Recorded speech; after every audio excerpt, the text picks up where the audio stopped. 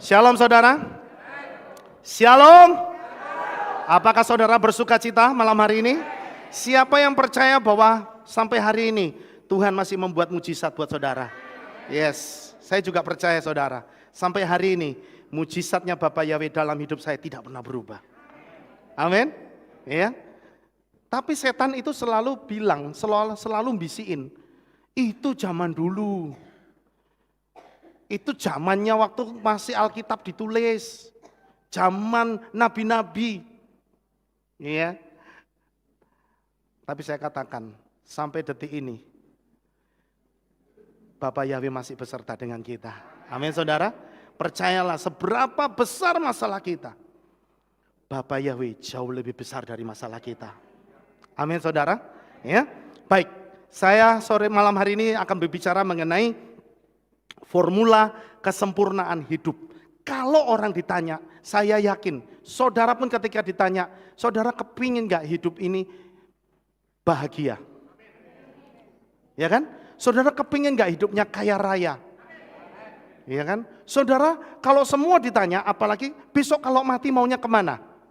Maunya ke surga, ke Samayim. Gak ada, ya neraka boleh, surga boleh gitu. Gak ada saudara. Betul ya? Nah, oleh sebab itu saudara, malam hari ini yang ingin saya sampaikan adalah bagaimana kita mendapatkan formula supaya hidup kita itu bahagia, kaya raya, sehat, umurnya panjang, mati masuk Samayim saudara. Mau saudara? Ya, baik. Inilah formula kesempurnaan hidup. Yuk kita lihat. Oh, sebentar.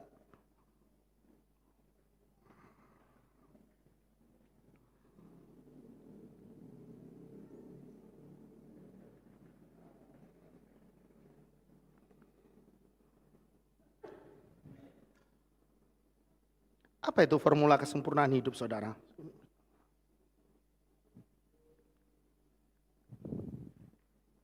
Ya, apa sudah ditancap ini? Sudah ditancapkan? Sudah? Oke.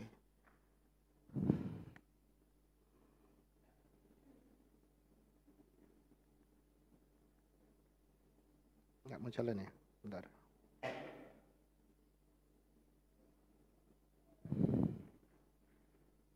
Mungkin bisa bentar.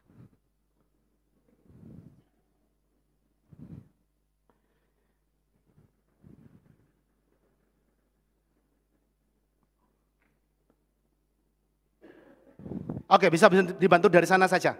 Ya. Oke, slide selanjutnya. Apa itu? Baik, kita akan belajar tentang formula kesempurnaan hidup saudara. Bisa? Dari sana saja? Dioperasikan dari sana aja.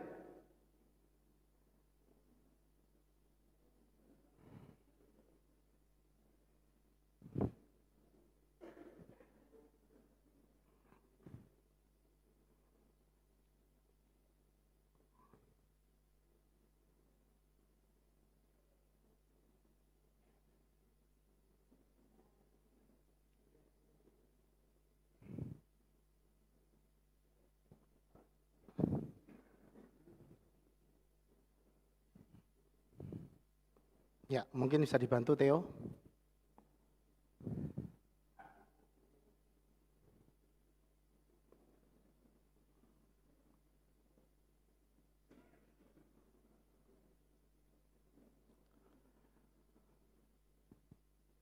Mungkin saya akan lanjut pakai HP saya aja ya. Ibu Elis, mana? Coba.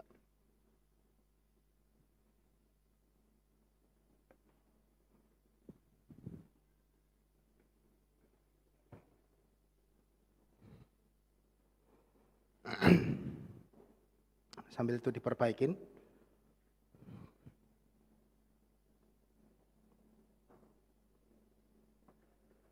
Ya. Baik saudara, di dalam 1 Korintus 13 ayat 13 mengatakan demikian. Dan sekarang tinggallah ketiga hal ini, yaitu iman, pengharapan. Hampir semua orang hafal ayat ini, ya.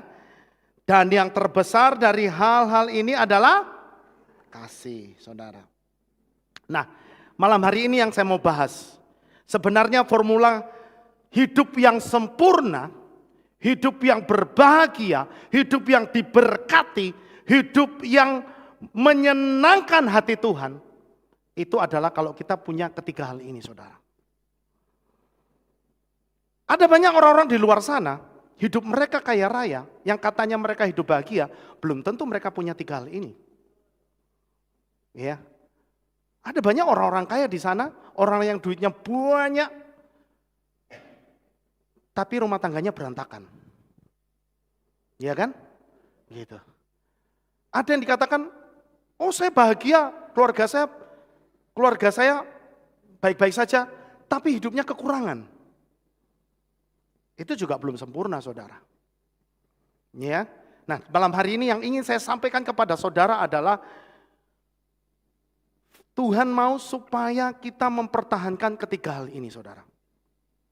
Yaitu memelihara apa? Iman dan kasih. Nah, kita nanti akan kupas ketiga hal ini. Apa saja, saudara? Apa aja yang ada di dalam ini, saudara? Ya. Nah, berikutnya, next. Nah, ini sudah bisa. Next. Oke. Iman itu berbicara masalah hati. Iman itu bisa bertumbuh bukan dari pikiran kita. Ya. Iman itu tidak bisa bertumbuh. Yang ini kan? Oke. Jadi, saudara, iman itu dibangkitkan dari hati, bukan dari pikiran. Camkan baik-baik. Karena iman itu tidak bisa dijangkau oleh pikiran. Itu iman. Itu yang harus kita miliki. Saudara tidak akan bisa menimbulkan, membangkitkan iman saudara selama pikiran saudara itu lebih gede dari hati saudara. Ya, saudara nangkep atau enggak nangkep, saudara tangkap saja. Saudara ngerti atau belum ngerti, saudara tangkap dulu. Ya, karena nanti kita akan sampai ke situ. Jadi, iman itu berbicara masalah hati. Tangkap dulu ya. Masalah apa? Masalah hati. Setiap orang yang tumbuh imannya harus pakai hati, bukan pikiran, saudara. Karena iman tidak bisa dijangkau dengan logika pikiran. Saudara pernah dengar nggak arti kata, ada istilah yang mengatakan cinta itu buta. Kamu kok bisa sih senang sama dia? Orangnya udah jelek, bau, miskin lagi. Ada nggak yang begitu? Ada ya? Loh ada ya? Ya. Sebenarnya iman itu nggak jauh dari itu, saudara. Iman itu bicara masalah hati. Ya kan? Nanti kita akan sampai ke situ. Jadi, saudara tangkap dulu. Iman itu bicara masalah hati. Sama seperti ketika saudara mencintai seseorang dan menerima dia apa adanya. Itu sudah mirip dengan iman. Itulah sebabnya iman itu di dalam bahasa Ibrani itu disebut emunah. Apa saudara? Emunah. Saya pernah bicara ini. Dan emunah itu sebenarnya artinya setia. Itulah sebabnya dalam bahasa Inggris kata iman ditulis apa? Faith. Begitu faithful jadi apa? Faithful itu artinya apa? Faithful itu setia. Faithful itu setia. Kalau faith itu iman. Tapi kalau sudah ngomong faithful, itu sudah bicara tentang setia. Ya. Makanya orang yang bisa dikatakan dia beriman kepada Bapa Yahweh, kalau dia menunjukkan kesetiaannya. Amin, saudara. Kalau sampai hari ini saudara masih berpegang teguh menaruh iman saudara kepada Bapa Yahweh, itu ditunjukkan bukan dengan ngomong tok, tapi dengan kesetiaan. Nah, setia itu baru nanti ada wujudnya, saudara. Ya. Jadi tangkap dulu, iman itu dimunculkan dari hati. Ya. Kalau saudara mengimani sesuatu, makanya ada nasihat begini, wis gede ke hatimu. Apa maksudnya? Mantapkan hati saudara. Gaspol pokoknya ya. Mantapkan hati saudara. Itu maksudnya apa? Gedekan imanmu. Makanya ketika saudara itu mengimani sesuatu,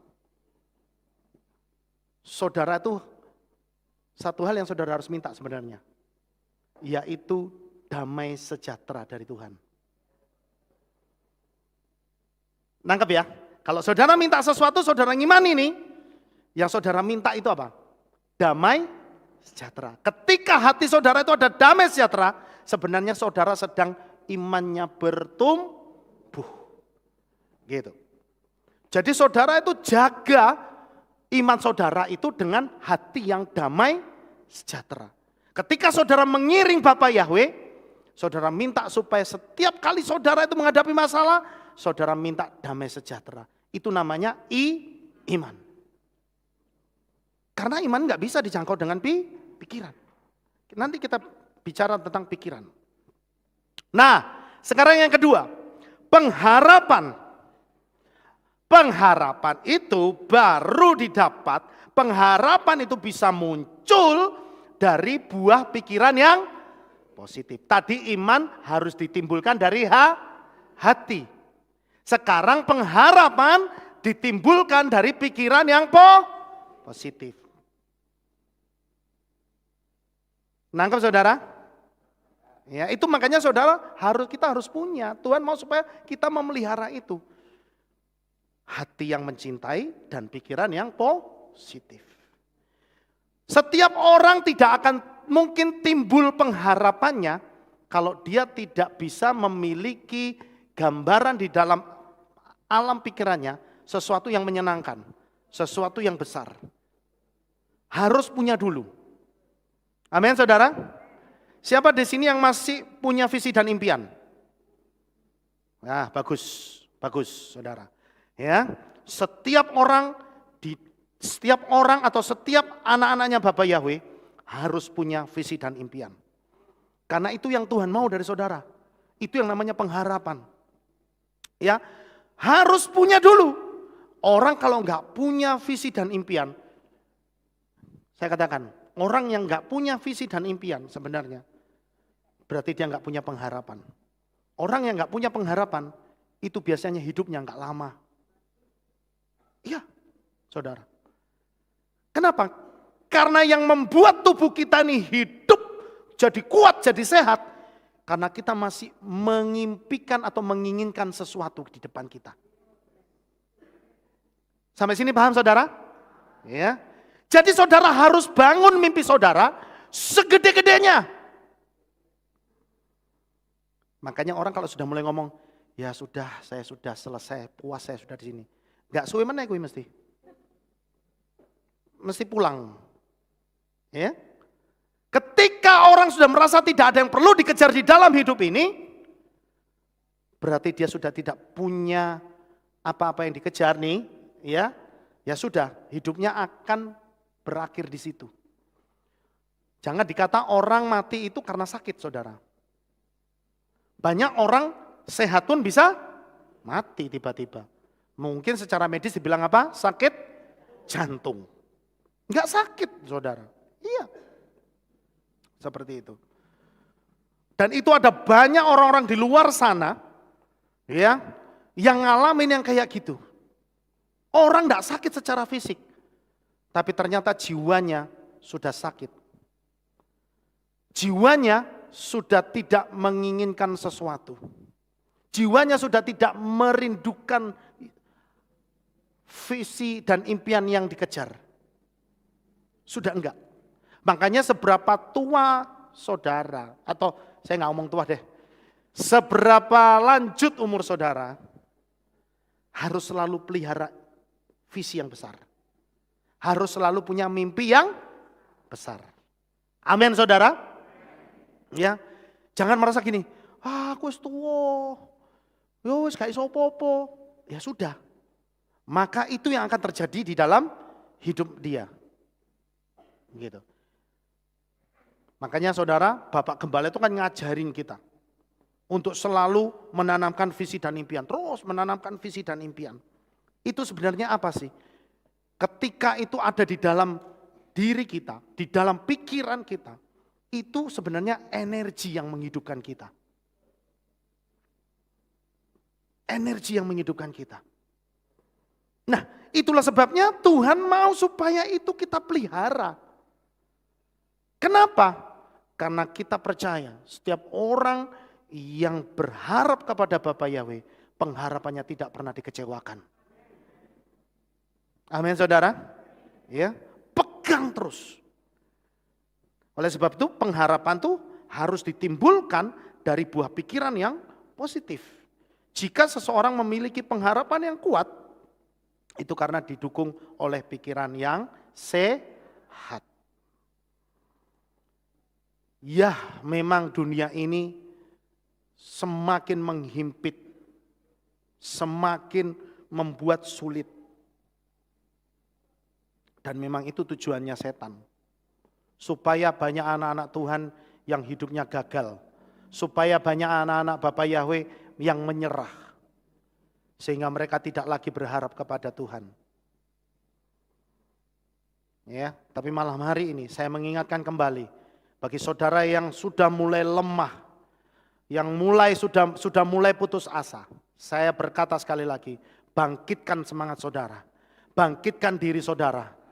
Selama kita berharap kepada Bapa Yahweh, selalu ada jalan. Karena Tuhan kita itu tidak pernah kekurangan jalan.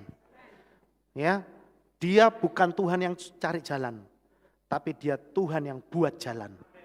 Jadi meskipun di depan tuh tembok, tidak ada artinya buat Tuhan kita. Dia jebol itu tembok. Amin. Laut merah aja yang nggak bisa diseberangin, dibuka. Ya kan? Itulah sebabnya saya katakan, seberapa besar masalah kita, tetap Bapa Yahweh lebih besar. Ya. Nah, sekarang kita bicara yang ketiga, kasih. Nah, kasih itu adalah buahnya dari hati yang percaya dan pikiran yang baik, saudara. Sehingga melahirkan tindakan yang baik. Jadi orang yang hatinya mencintai Tuhan, itu Tuhan akan kasih pikiran-pikiran yang baik. Tuhan akan berikan visi-visi yang gede dalam hidupnya. Ya, karena memang janjinya dia adalah untuk mengangkat kita jadi kepala. Jadi kalau kita itu diangkat jadi kepala, berarti kita itu jadi apa saudara? Bos. Amin. Siapa yang percaya bahwa kita semua akan jadi bos? Yes, ya. Saudara dan saya itu adalah bos. Amin. Oh, saudara jangan iki me abang-abang lambe. Iya, kalau saudara nggak percaya, ya nggak akan terjadi. Tapi kalau saudara terima, oh ya saya bos, amin. Ya, itu. Makanya saudara kalau orang luar sana manggil, bos, jangan saudara ojo ngono toh. Bos ya memang saudara itu bos, amin. Ya, saudara itu dilahirkan untuk jadi bos. Ya, tanamkan dalam pikiran dan hati saudara. Jadi setiap orang yang hatinya itu mencintai Bapa Yahweh, Tuhan akan kasih visi yang gede dalam hidupnya. Untuk apa? Supaya visi yang besar itu terjadi dalam hidupnya, dia menjadi orang yang diberkati, dan dia bisa memberkati orang lain. Itu tindakan kasih. Ya. Kalau hidup kita itu enggak diberkati saudara, bagaimana kita bisa memberkati orang lain? Betul ya? Paling saudara cuma bisa gini, aduh kasihan orang itu ya. Kasihan ya orang itu ya, hidupnya miskin. Tapi ketika saudara mau kasih, oh aku dewe orang duit. Gitu. Saudara mau nolongin dia, oh aku dewe yo. Mangan kadang hari ini makan, besok gak makan. Kan gitu. Tapi kalau saudara berkati, saudara duitnya banyak. Ketika saudara melihat teman saudara itu kekurangan, bisa nggak saudara memberkati dia? Bisa nggak saudara menopang hidup dia? Bisa. Karena saudara diberkati. Nah itulah sebabnya Tuhan mau supaya saudara semua itu menjadi orang-orang yang diberkati untuk memberkati. Nah sekarang kita akan baca di dalam 1 Korintus 13 ayat 1 sampai 8. Demikian bunyi firman Tuhan. Jika aku dapat berbicara dengan bahasa-bahasa manusia dan para malaikat, tetapi aku tidak mempunyai kasih, aku telah menjadi gong yang berdegung atau canang yang gemerancang. Artinya apa? Cuma omong doang. Ya kan? Ini banyak terjadi saudara. Wah, kalau ibadah pakai bahasa roh. Gitu. Wah, bla bla bla bla bla bla bla bla bla bla bla. Tapi kehidupannya enggak jadi berkat buat orang lain. Habis ibadah keluar di sana, ngomongnya isinya bukan bla bla bla bla, bukan begitu. Beda lagi. Ya, ini masih mending bahasa manusia dan para malaikat. Tapi orang ini bukan pakai bahasa manusia lagi, pakai bahasa binatang. Iya kan? Betul nggak? Iya. Kalau enggak punya kasih, itu tadi omdo, itu firman Tuhan yang ngomong. Dan jika aku mempunyai nubuat dan mengetahui segala misteri dan seluruh pengetahuan,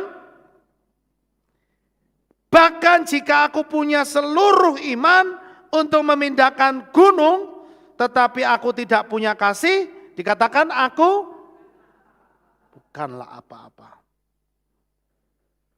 Saudara, sesuatu yang hebat kadang-kadang dimulai dengan hal yang sederhana. Ya, tapi kadang-kadang manusia itu selalu terkecoh dengan segala sesuatu yang kelihatannya spektakuler. Orang akan kagum ketika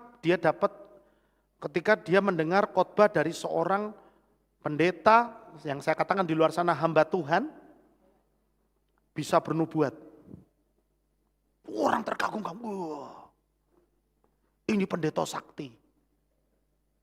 Giliran mendengar khotbah dari pendeta yang dia menyampaikan hal-hal yang sederhana. Seperti yang malam hari ini saya sampaikan sederhana. Ini sederhana saudara. Karena saya yakin saudara sudah berulang kali dengar tentang ini. Betul enggak? Ya, tapi kenapa saya perlu sampaikan ini kembali?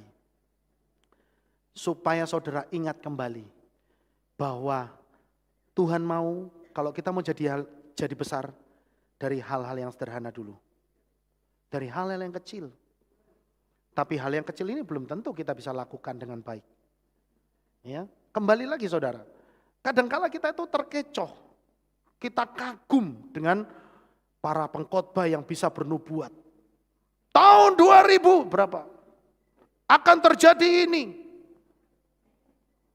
Ya. Saya mau kasih tahu sama saudara.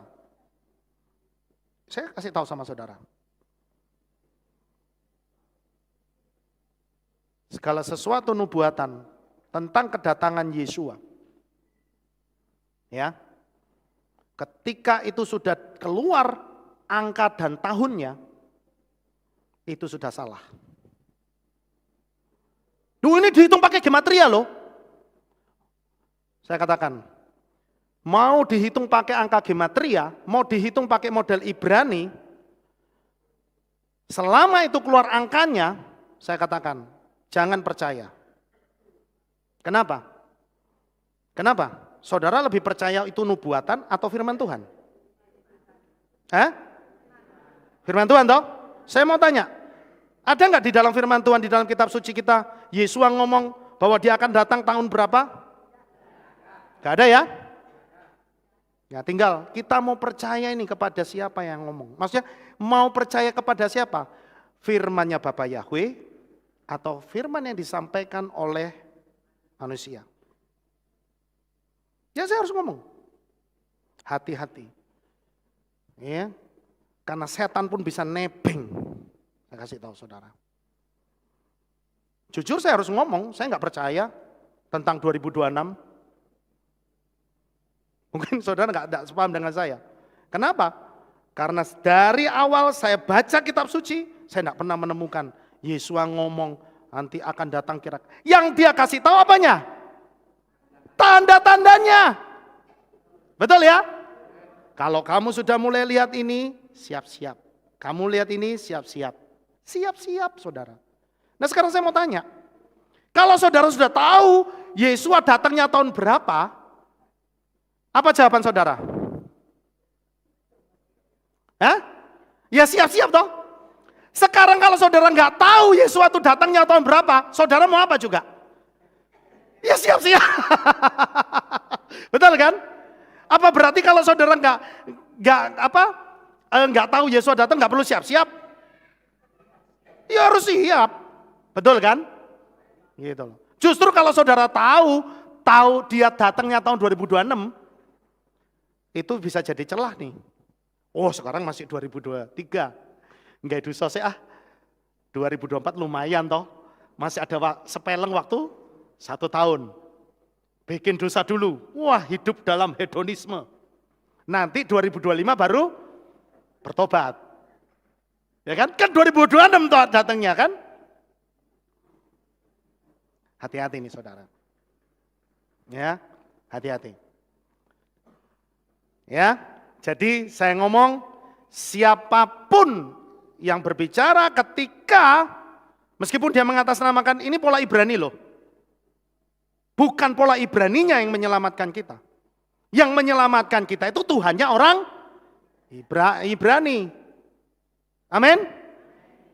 Gitu loh. Kita memang harus pakai pola Ibrani, tapi tidak semua harus ya sampai kedatangan Yesua dihitung dengan angka. Saya katakan don't believe it. Amin. Jangan percaya. Loh, kalau dia datang tahun 2024 bisa nggak? Bisa. Ya kan? Lebih cepat. Gitu loh. Berarti saudara harus tetap bersiap-siap begitu. Ya. Nah, dikatakan nubuatan itu akan hilang. Dikatakan meskipun kita bisa bernubuat tapi tidak punya kasih, kita bukan apa-apa. Dikatakan bahkan dan sekalipun aku memberikan segala yang ada padaku untuk dimakan, bahkan walaupun aku menyerahkan tubuhku untuk dibakar, tapi aku tidak mempunyai kasih, aku tidak diuntungkan apapun. Kasih itu berpanjang sabar, ia bermurah hati, kasih tidak mencemburui, kasih tidak memegahkan diri, ia tidak menyombongkan diri, ia tidak berbuat yang tidak pantas, ia tidak mencari sesuatu bagi dirinya sendiri, ia tidak terhasut, ia tidak menghitung-hitung yang jahat, ia tidak bersuka cita atas ketidakadilan, tetapi turut bersuka cita dalam kebenaran. Ia menanggung segala sesuatu, ia mempercayai segala sesuatu, ia mengharapkan segala sesuatu, ia tabah menahan segala sesuatu. Kasih tidak pernah gagal. Tetapi baik nubuat-nubuat ia akan dihapuskan. Baik bahasa-bahasa lidah dia akan berhenti. Baik pengetahuan dia akan dilenyapkan. Nah ini tadi saudara. Jadi sebenarnya kenapa dikatakan kasih di antara ketiga hal ini? Iman, pengharapan, dan kasih. Kenapa yang dikatakan yang terbesar kasih? Karena sebenarnya kasih itu adalah penggenapan dari Torah. Kasih itu penggenapan dari Torah.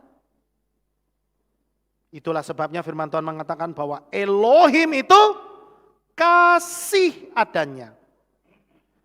Kalau Bapa Yahweh enggak memiliki kasih kepada kita, tidak ada yang selamat kita sampai hari ini.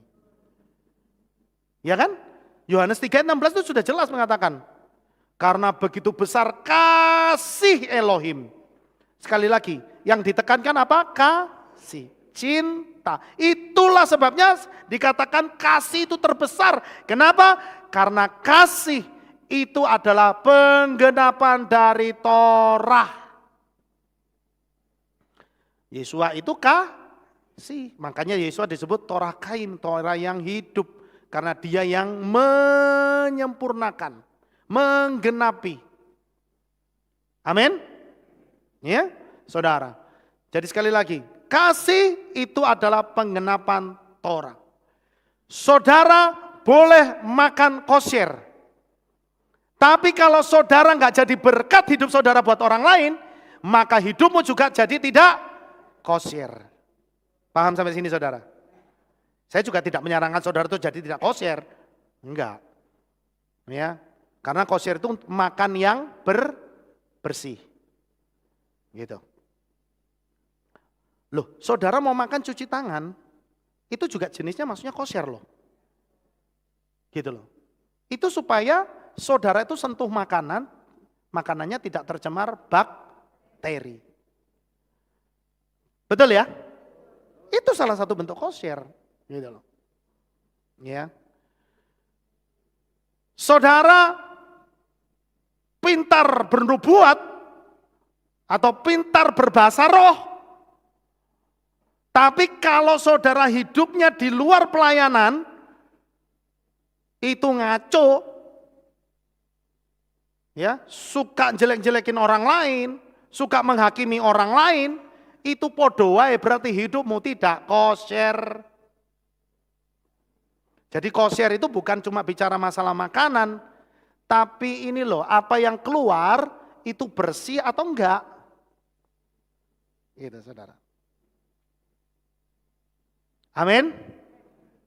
Ya. Tapi ketika saudara itu hidup saudara diisi dengan kebaikan demi kebaikan. Kebaikan demi kebaikan. Hidupmu jadi berkat buat orang lain. Itu sama saja saudara sedang mengkosyerkan diri saudara. Kenapa? Itulah sebabnya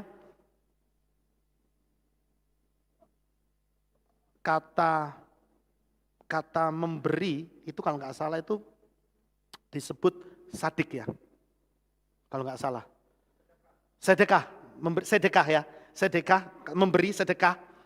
Itu asal kata dari kata sadik. Benar. Ketika saudara itu senang menjadi berkat buat orang lain, saudara itu sedang melakukan kebenaran. Sukar atau mudah? Halo? Mudah toh? Mudah ya? Tapi tidak banyak orang mau melakukannya. Bukan tidak bisa melakukannya, tapi tidak mau melakukannya. Kenapa orang tidak mau melakukannya? Ya simple, karena di dalamnya tidak ada kasih. Wes itu tok. Gitu. Kalau orang tidak ada di dalamnya tidak ada kasih, ya berarti nggak ada Ruach HaKodes. Nggak ada Bapa Yahweh yang memang di dalam dirinya. Kenapa? Orang bisa memberi itu motivasinya macam-macam. Ada yang memberi supaya namanya jadi tenar. Iya kan? Orang baru kasih sumbangan gini, wah fotonya digede-gede. Tolong pers, gitu, kalau bisa ngundang, wah wartawan gitu kan, konferensi pers. Padahal yang dia nyumbangnya cuma beras 5 kilo. Gitu. Ada banyak orang yang bisa memberi tapi motivasinya belum tentu karena dia mengasihi. Gitu. Tapi firman Tuhan ajar sama kita, ya, kasih kepada orang lain dengan dasar kasih. Bukan jumlahnya, tapi berdasarkan kerelaan hati saudara. Ya, dan ketika saudara memberi itu tidak boleh dengan ngersuloh. Enggak jadi berkat buat saudara. Iya. Amin. Tapi kalau saudara memberi dengan saudara itu bersuka cita, saudara itu bahagia, saudara merasa bahwa dengan pemberian saudara orang itu merasa diberkati dan saudara senang, maka pemberianmu balik sama saudara itu berkali-kali lipat. Tapi ingat, jangan terus dijadikan iki investasi loh Tuhan. Ada orang itu banyak pikirannya kayak gitu saudara. Iya kan? Manusia itu selalu banyak pikirannya tuh dagang. Iya kan? Nek sama Tuhan tuh ojo dagang saudara. Bocuan pasti. Tuhan itu gak bisa diakali. Dia gak mau kalau kita itu sampai kayak gitu. Nangkap saudara ya? Iya? Ada banyak orang itu selalu salah pengertian gitu loh. Gitu. Dan itu anehnya, itu dijadikan media oleh para pengkhotbah atau pendeta-pendeta untuk mendatangkan income buat dia. Selalu ngomong, beri, Tuhan akan ganti beratus-ratus kali lipat. Beribu-ribu kali lipat. Cuma sampai di situ. Yes, memang Tuhan akan ganti. Tapi kalau motivasi saudara memberi supaya diganti, engkau akan kecewa. Kecewa, saudara. Kenapa? Hasilnya nol. Betul. Tapi kalau saudara memberi dengan perasaan, Tuhan, aku mengasihi engkau. Aku mengasihi orang itu. Gitu. Jadi saudara memberi itu tidak harap untuk dapat balen. Tapi ketika saudara punya hati kayak gitu, Tuhan itu tidak mau diutangi. Gitu loh. Ingat sekali lagi, yang Tuhan lihat itu motivasi kita. Itu nggak bisa dibohongi. Nggak bisa dibohongi, saudara. Aku mau memberi buat pekerjaan Tuhan. Bagus ya. Tapi kalau motivasinya supaya aku diberkati, saudara akan kecewa. Berkat itu tidak akan balik sama kita. Tapi ketika saudara memberi, tapi dengan perasaan, Bapa Yahweh, aku rindu supaya namamu semakin dimuliakan. Aku rindu supaya nama Bapa Yahweh semakin ditinggikan. Aku punya saat gini. Aku mau kasih. Itu akan jauh lebih bernilai di hadapan Bapa Yahweh. Daripada saudara bawang segebok. Tapi saudara ngomong, Tuhan ini lihat nih. Aku udah ngasih loh. Ya, ojo lali. Iki aku untuk ya toko ngutang. Ya, pasti nggak akan jadi, saudara.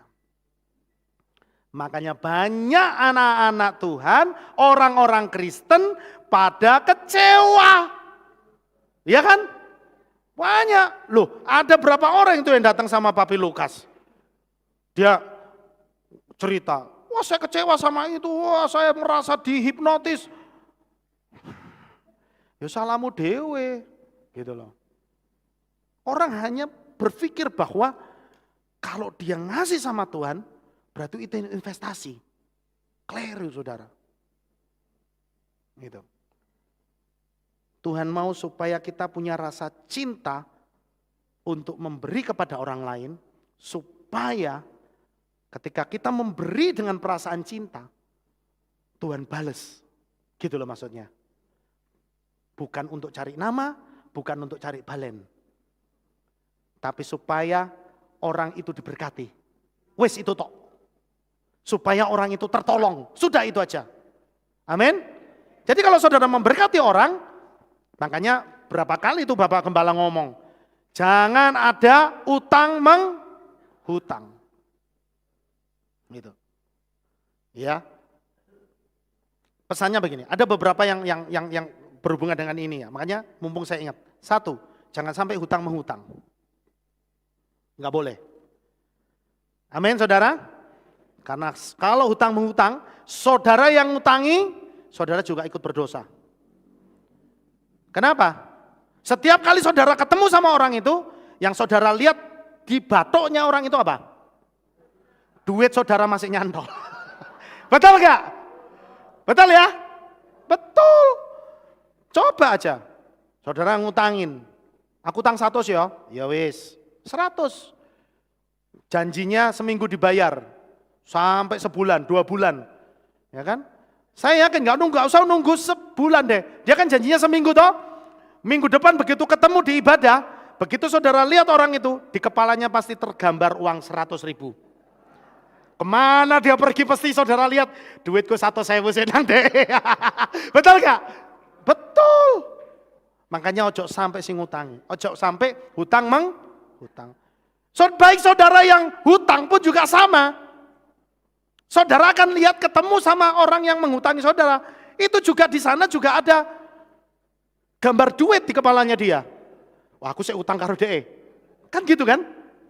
Terus pura-pura, pura-pura penyakit lupa itu apa namanya? Amnesia.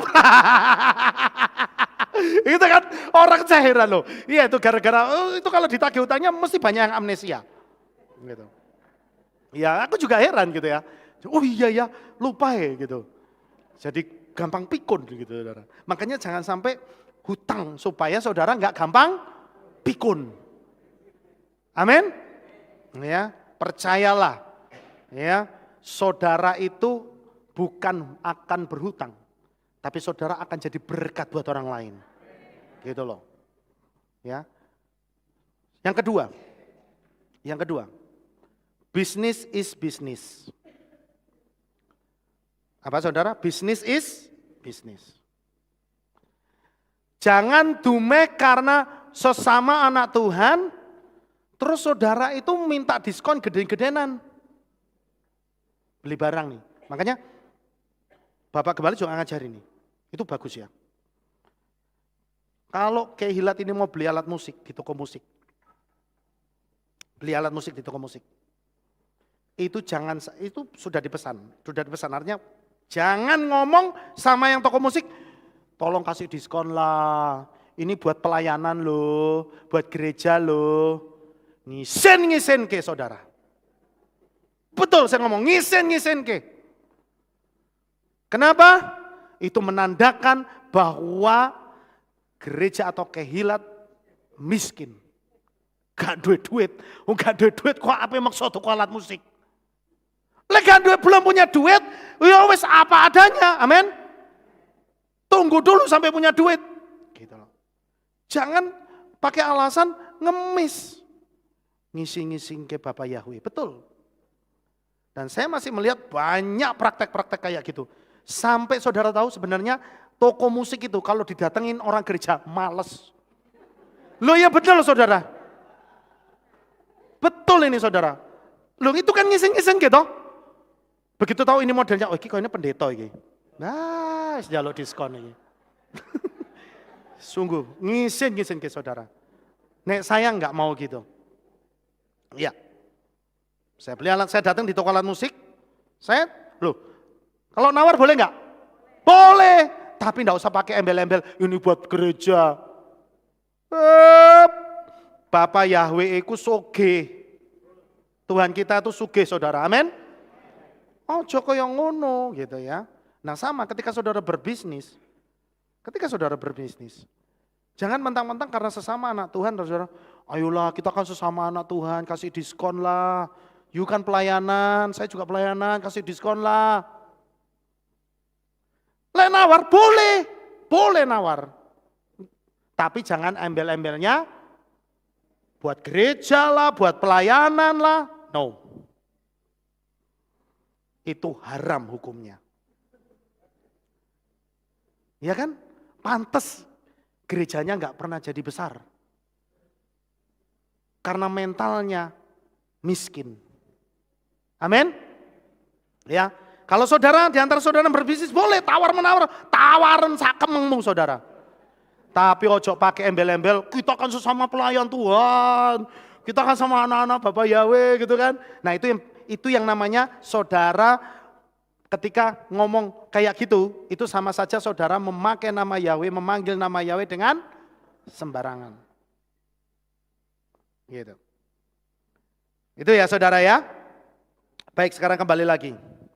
Nah, yang sangat disayangkan banyak orang lebih suka untuk mendengar dan mengajar tentang bahasa lidah. Nubuat. Bahkan di gereja-gereja karismatik, itu kalau saudara nggak bahasa lidah, berarti belum ketemu Tuhan. Ngeri loh saudara. Akhirnya orang-orang itu kalau datang itu dipaksa.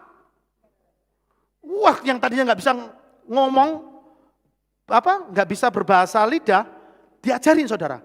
Ayo sekarang ngomong haleluya, haleluya. Yang cepat haleluya.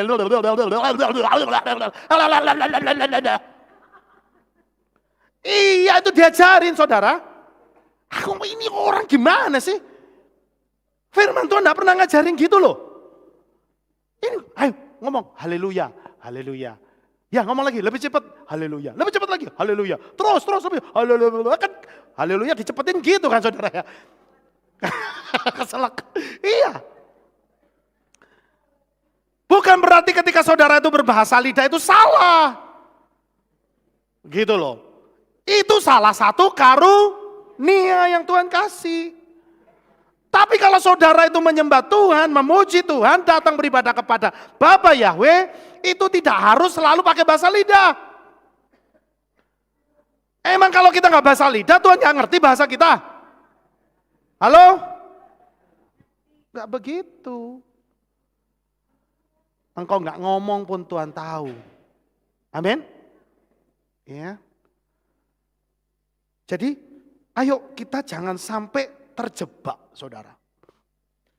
Jangan sampai terjebak dengan pengajaran-pengajaran yang salah, gitu ya. Ya, jangan sampai karena kita itu jadi salah pengertian kita jadi dipersalahkan juga gitu di hadapan Tuhan, gitu loh. Ya. Nah, karena banyak yang ngajar tentang itu, bahasa lidah, nubuat-nubuat, yang seperti saya katakan tadi, kalau pendeta itu bisa bernubuat, dia bisa meramalkan ini tentang itu, nanti tahun ini akan itu, akan ini. Orang akan melihat, ini pendeta sakti tenan. Wah dia pasti kalau sama Tuhan hoping. Iya kan? Lawang ketika Yesus itu mau terangkat ke Samayim, murid-muridnya nanyain, Guru kapankah engkau akan datang kembali? Apa yang Yesus jawab? Oh, aku akan datang 2026. Ngono? Ora, nggak pernah tertulis. Nggak ada. Dia cuma ngomong. Dia cuma ngomong apa? Anak manusia nggak pernah tahu. Hanya Bapa. Kenapa Yesus ngomong gitu? Karena saat itu statusnya sebagai manusia. Gitu loh. Dia nggak mau kasih tahu. Bukan dia tahu, saya yakin dia tahu karena dia adalah Yahweh sendiri. Tapi dia tidak akan kasih tahu karena statusnya dia masih manusia. Gitu. Ya, jadi ayo kita kembali lagi. Nah, yang firman Tuhan tekankan kepada kita adalah supaya kita mempertahankan ketiga hal ini. Dalam mengiring Bapa Yahweh supaya hidup kita itu damai sejahtera, bahagia, diberkati, disertai terus oleh Bapa Yahweh. Pelihara tiga hal ini saudara. Iman, pengharapan, dan kasih. Iman itu bicara tentang kesetiaan saudara kepada Bapa Yahweh. Sing setia. Amin. Sing setia wes. Apalagi kita tahu Tuhan Yesus akan datang. Ya. Karena tanda-tandanya kan? Ya kan? Gitu loh. Yesus akan datang. Sing tambah setia. Gitu. Berpengharapan.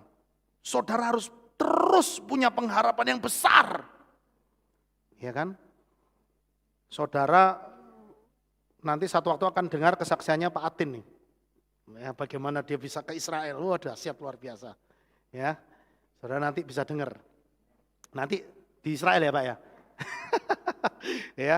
Saya dengar aja, wah ikut happy, ikut sampai wah luar biasa. Ya. Yang ketiga, saudara harus praktek untuk hidupnya penuh kasih. Amin, saudara. Ya. Orang untuk melakukan kebaikan itu tidak harus dari hal yang besar. Sometimes ketika saya makan soto, saya makan sate, saya lihat orang duduk, saya bisa tergerak dan saya panggil orang itu. Pak, sudah makan? Dia ngomong biasanya, belum. Langsung bungkuskan. Simpel toh? Enggak perlu saudara harus nginjilin, Pak bisa terima Tuhan Yesus enggak sebagai juru selamat. Kalau Bapak terima, baru saya belikan sate. Enggak usah. Enggak usah. Iya kan? Enggak usah. Saudara lihat, kalau saudara digerakkan oleh Roh Kudus, jangan ditahan. Saya pernah sekali waktu jalan pagi. Jalan pagi saudara, sama Elis, pagi-pagi saya jalan.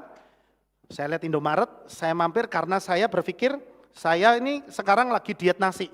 Gaya ya, diet nasi. Jadi makannya itu yang protein-protein gitu. Padahal aduh enak saudara. Nah pagi saya mau makan apa nih gitu kan. Biasanya menu saya itu nasi pecel dan soto. Tapi karena nggak boleh, ya udah saya beli telur. Belilah saya telur di Indomaret. Waktu kami jalan pulang, pikiran saya, wah ini pulang bikin telur nih. Gitu. Saya lewat di depan bapak-bapak yang duduk-duduk. Dia kayaknya reparasi payung, saudara. Ya, reparasi payung itu masih pagi dan dia cuma bakar-bakar sampah di situ, dia duduk-duduk.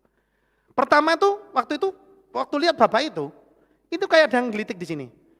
Ndoke kayak. Wah, aku yusuk belum makan. Saya berperang nih. Loh aku yang mau makan gitu. Sudah tak lewatin tuh orang. Ndoke kayak. Aduh, gak enak saudara. Kayak ndoke. Saya langsung ngomong sama istri saya. Saya tak balik mam. Apa? Ndoke kok ngasih. Oh ya, balik. Saya kasih kandoknya. Setelah saya kasih itu telur, saya pulang baru plong. Hati saya bukan tambah, aku sekarang nondok. Bukan begitu. Tapi saya malah, oh haleluya. Jadi berkat buat Bapak itu. Gitu. Hati kita jadi lebih bahagia. Gitu. Nah, saudara, saya sudah praktek itu berkali-kali. Ketika setiap kali kita melakukan itu, kita tidak akan merasa kehilangan loh. Tapi yang ada, hati kita tuh lebih bersuka cita. Nanti saudara bisa rasakan itu. Ketika saudara melakukan kebaikan, maka Tuhan akan kasih hati yang lebih gede buat saudara untuk melakukan kebaikan yang lebih lagi. Dan ketika saudara sudah dipersiapkan untuk bisa melakukan kebaikan yang lebih besar, Tuhan itu tidak mau hutang. Dia kasih bondo yang lebih gede lagi. Ngerti saudara? Nangkep ya? Ketika saudara punya hati yang lebih gede lagi untuk ngasih orang lebih gede lagi, Tuhan kasih lagi buat saudara dipercayakan modal yang gede. Supaya saudara bisa jadi berkat buat orang lain. Mau praktek saudara? Halo? Amin? Mau ya? Ya.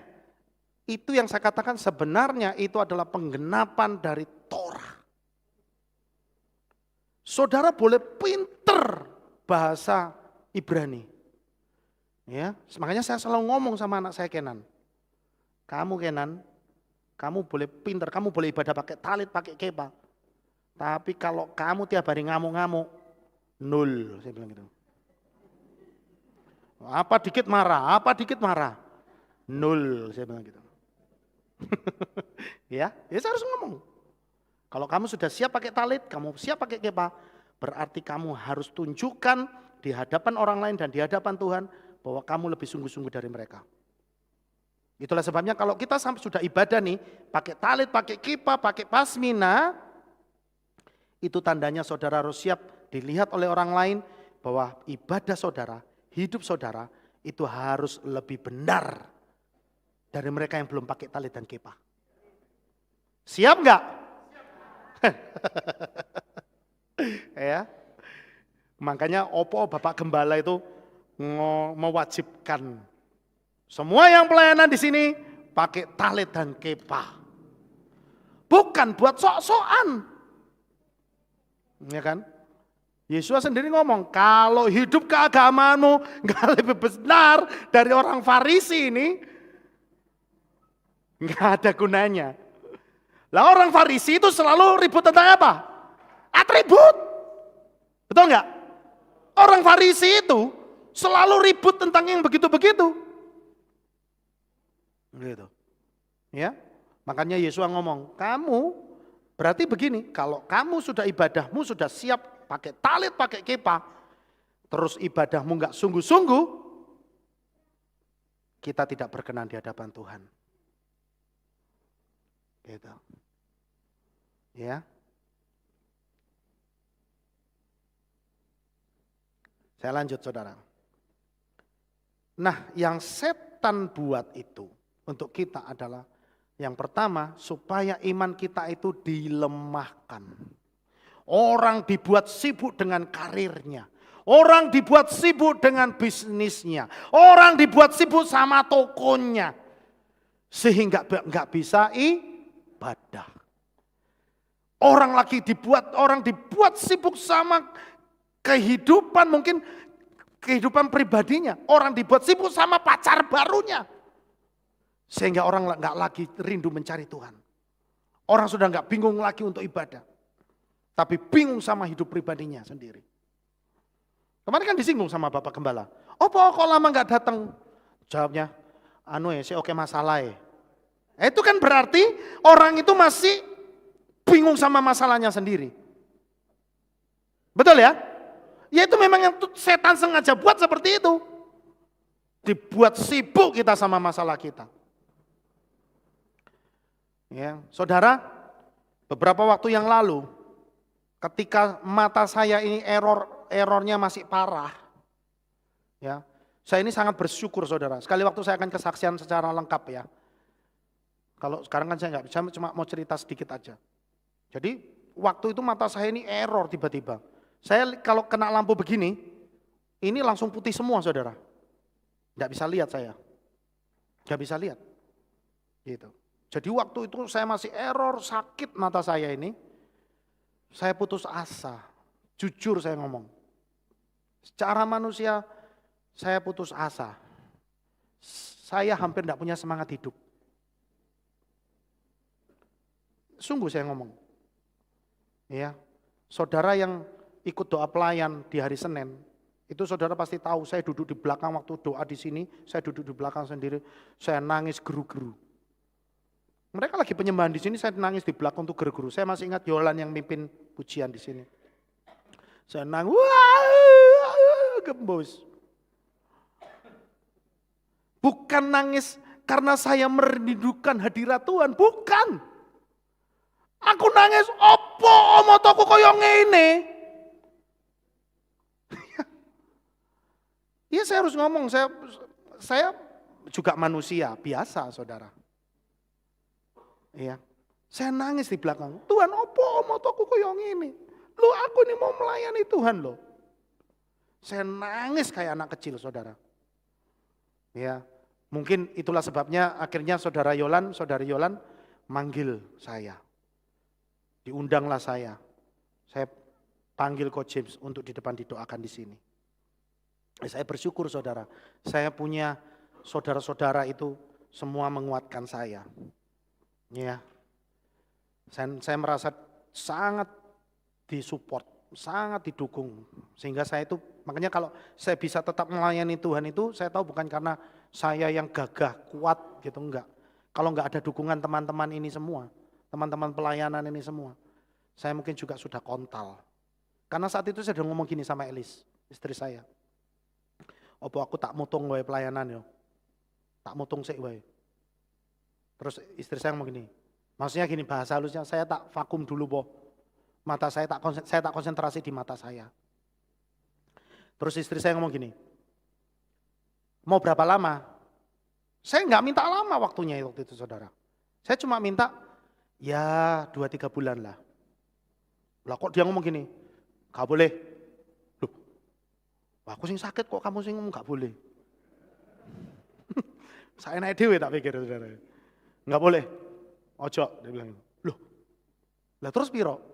Saya nawar, terus bolehnya berapa? Ya ojo suwe-suwe, bahkan Laisa enggak perlu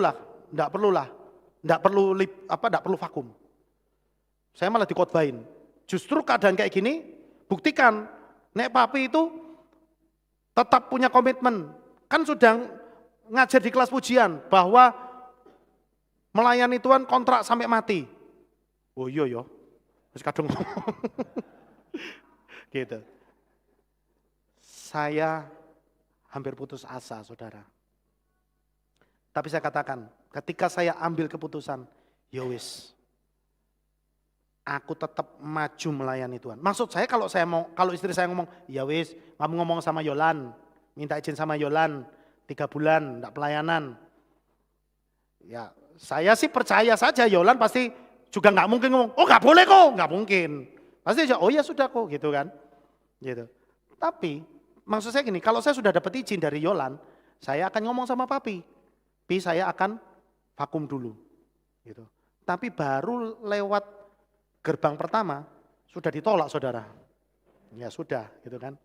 Jadi akhirnya saya itu ambil tugas pelayanan. Saya pernah khotbah di sini kan waktu itu. Saya ngelihat saudara itu hampir tidak lihat sebenarnya. Saya main musik itu mata saya sambil begini saudara.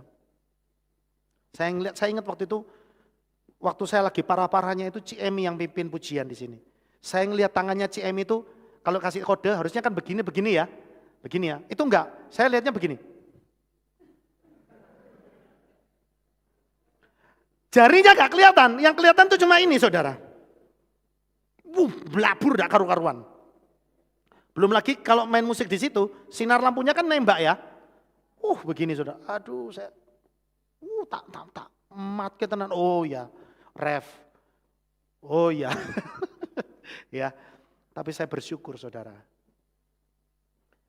Pengharapan di dalam Bapa Yahweh itu tidak pernah mengecewakan.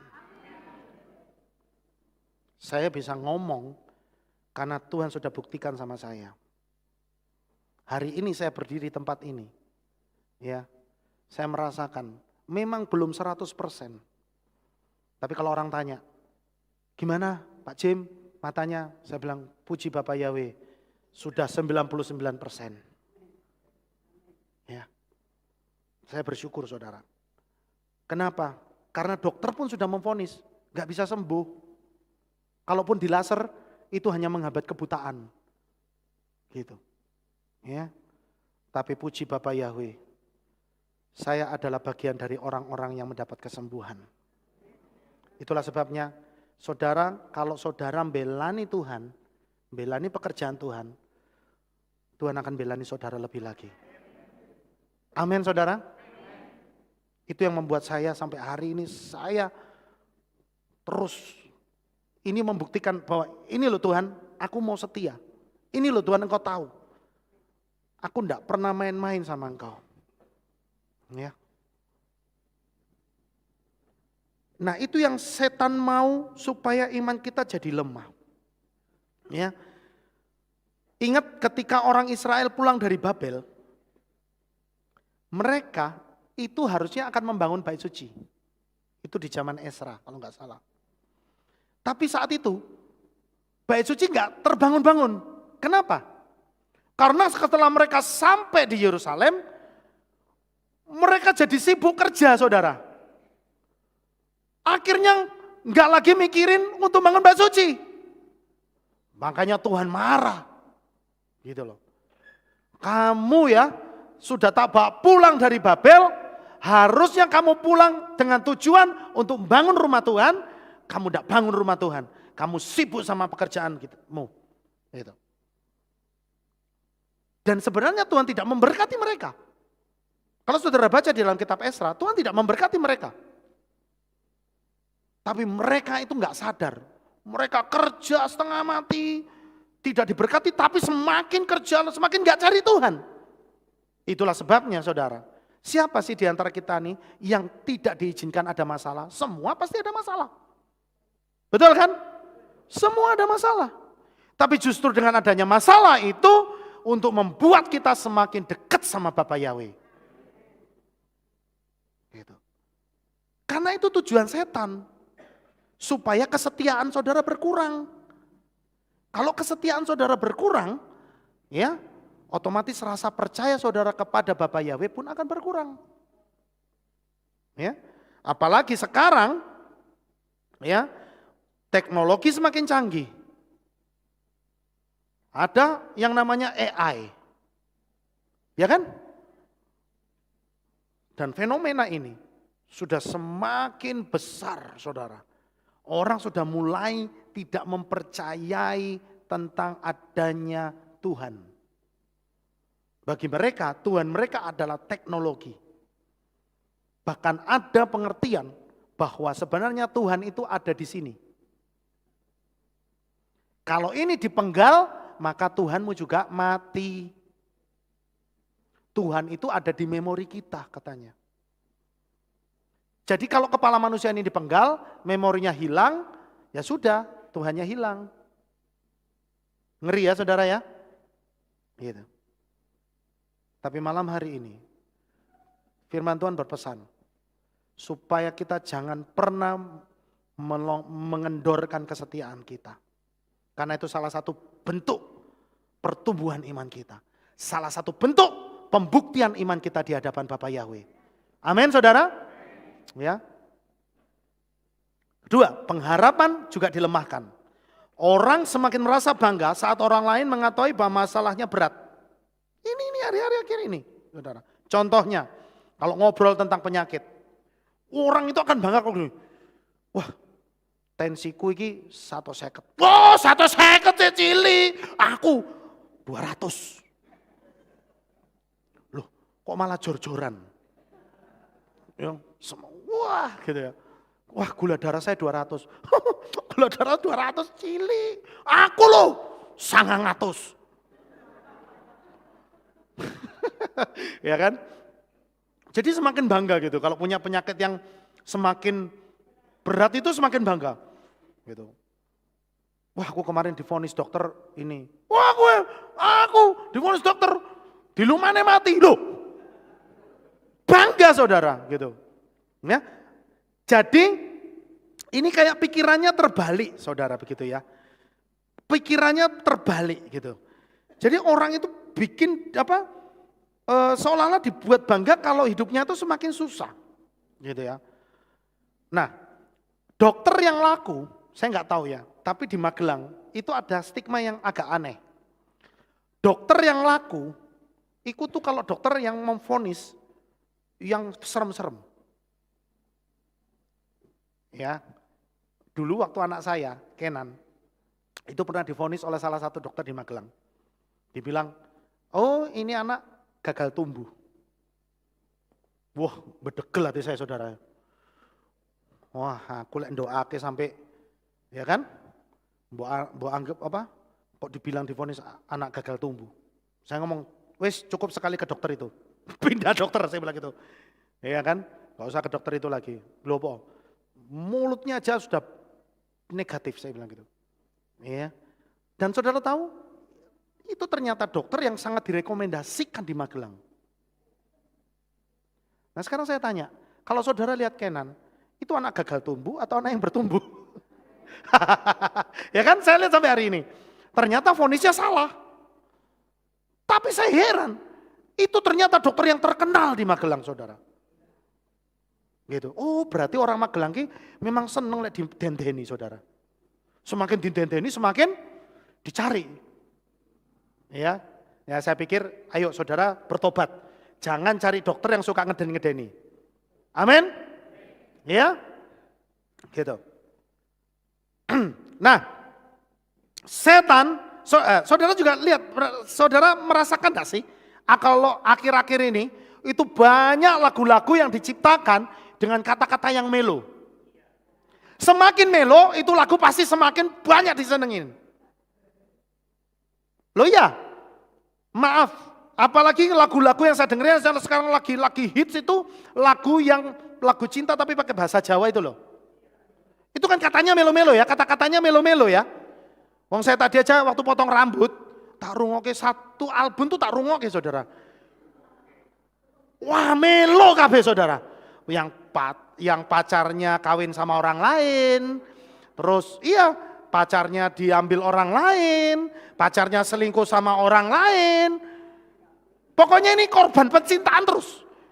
Satu album itu, enggak tahu berapa belas lagu, itu isinya korban percintaan saudara. Iya jadi katakannya, aku ora popo, mas yo aku lewat nang ngarepmu kowe ambek wong liya. Aduh, tapi itu yang semakin orang suka gitu loh. Tahukah saudara, kalau saudara semakin menyukai lagu-lagu kayak gitu, itu sedang menanamkan di alam bawah sadar kita bahwa saudara akan mengalami hal yang sama. Jadi saya pesan sama anak-anak muda, sebisa mungkin, enggak usah dengar lagu-lagu yang melo-melo kayak gitu. Betul ya? Amin. Ya. Karena itu akan merusak alam bawah sadar, saudara. Ya, iya loh, betul, saudara. Ya, makanya saudara, saya lebih suka kalau saudara itu lebih baik setiap hari dengar lagu-lagu rohani. Apalagi lagu-lagu yang sudah memanggil nama Yahweh. Amin. Kenapa? Di situ iman saudara akan ditumbuhkan. Pengharapan saudara itu akan dibuat bertumbuh. Amin. Gitu. Ada po lagu rohani yang melemahkan iman kita? Ada. Ada kira-kira.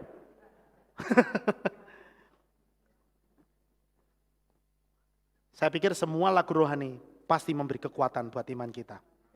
Amin. Ya kan? Gitu. Meskipun mereka itu ada yang lagu-lagu rohani di luar sana yang belum pakai nama Yahweh. Tapi kata-katanya itu selalu memberikan kekuatan, betul ya? Gitu. Nah, tinggal kita filter. Makanya saya bilang, sebisa mungkin dengar lagu yang sudah panggil nama Yahweh. Gitu. Maka saudara jangan bosan-bosan dengar Aleph Tau Project. Ya, ini promosi sedikit ya. Nah, jadi saudara, kalau kita mengizinkan itu masuk di dalam alam bawah sadar kita, maka itu akan melemahkan pengharapan kita. Sehingga kita nggak lagi memiliki pikiran yang positif. Kekuatan di dalam jiwa kita juga akan jadi lemah. Ujungnya kalau sudah begitu apa yang terjadi? Orang nggak punya harapan hidup, orang nggak punya visi. Merasa hidupnya sudah sia-sia. Selesai. Orang kalau nggak punya pengharapan seperti itu, saudara. Saudara percaya nggak ada lagu yang bikin orang bisa bunuh diri? Ada itu. Ya. Jadi kalau kita dengar lagu itu, orang yang tadinya nggak mau bunuh diri, itu bisa langsung kayak terhipnotis. Dia ambil pisau, dia ambil tali gantungan, gitu. Dia ambil baygon. Betul, saudara. Dari lagu. Makanya hati-hati. Lagu itu masuknya alam bawah sadar kita soalnya.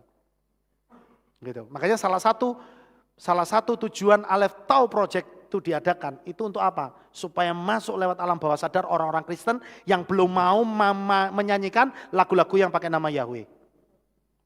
Gitu. Supaya kalau mereka dengar kok enak ya lagunya ya. Gitu. Itu sama seperti dulu waktu itu saya pernah dengar lagu, ada dulu tahun 2000-an awal, mungkin ada saudara banyak nggak tahu. Lagunya begini. God is a girl, na na na na na. Na na na na na na na na na na na. God is a girl. Dulu saya ikut-ikutan nyanyi. God is a, tak pikir Tuhanku wedok loh. God is a girl kan berarti ya. Dan ternyata lagu itu sebenarnya dipersembahkan untuk setan. Kemudian lagu Aserehe Eha Ehe Eha Eha Ehe. Betul ya, saudara pasti kan ya lagu itu ya? Kalau kita nggak ngerti, wah nyanyi, wah Aserehe Ehe. Gitu. Itu juga salah satu lagu yang dipersembahkan untuk setan sebenarnya. Gitu. Jadi hati-hati ya. Makanya di luar sana kita tuh nggak tahu itu lagu itu memang diciptakan untuk siapa. Makanya supaya aman daripada saudara nyanyi lagu yang nggak jelas, nyanyi lagu untuk memuji Bapa Yahweh. Satu, selain hatimu itu ditenangkan, engkau menyenangkan hati Bapa Yahweh, hidupmu mesti dikasih mujizat. Ya. Saya lanjut sedikit lagi ya. Nah, supaya pengharapan kita itu tidak sampai luntur, tapi semakin hari semakin dikuatkan, Filipi 4 ayat 8 mengatakan, selebihnya hai saudara-saudara, apa saja yang benar, apa saja yang mulia, apa saja yang adil, apa saja yang suci, apa saja yang menyenangkan, dan apa saja yang patut dipuji, sekiranya ada suatu kebajikan, dan sekiranya ada suatu pujian, disuruh apa saudara?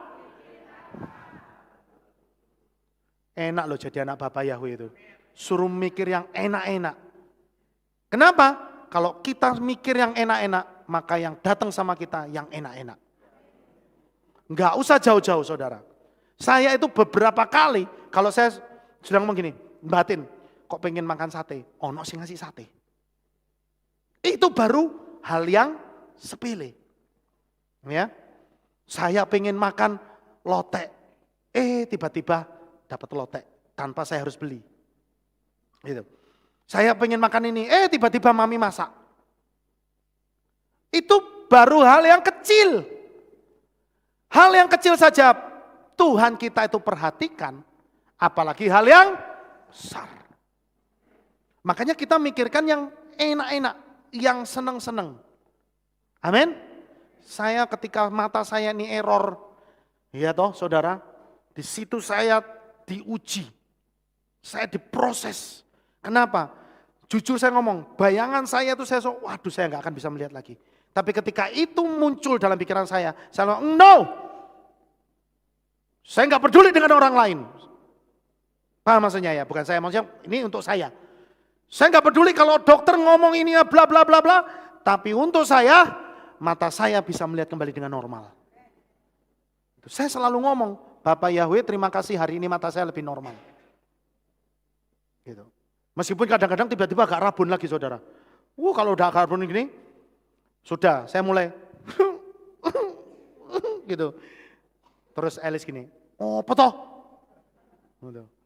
Baru dia ngomong lagi, wes gak usah gitu. Ya sudah, nanti enak lagi saudara.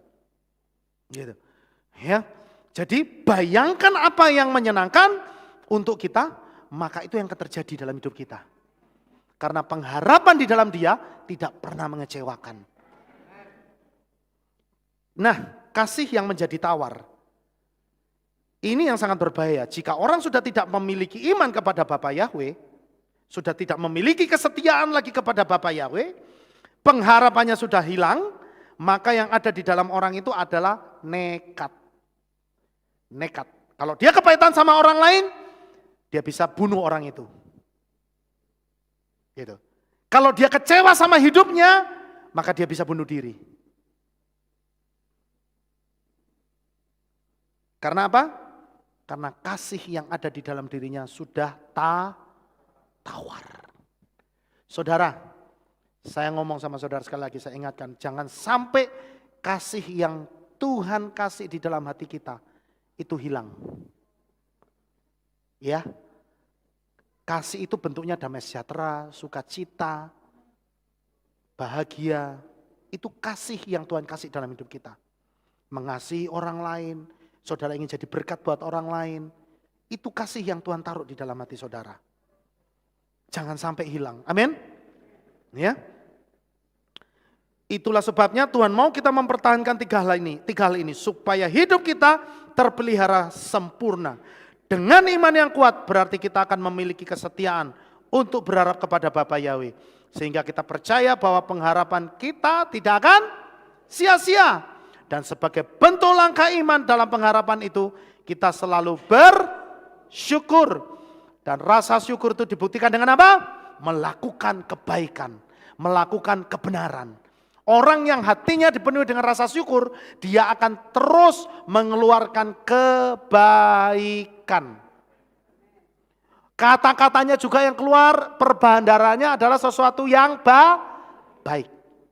Tapi kalau orang itu isinya pahit, pasti keluar dari mulutnya sesuatu yang pahit.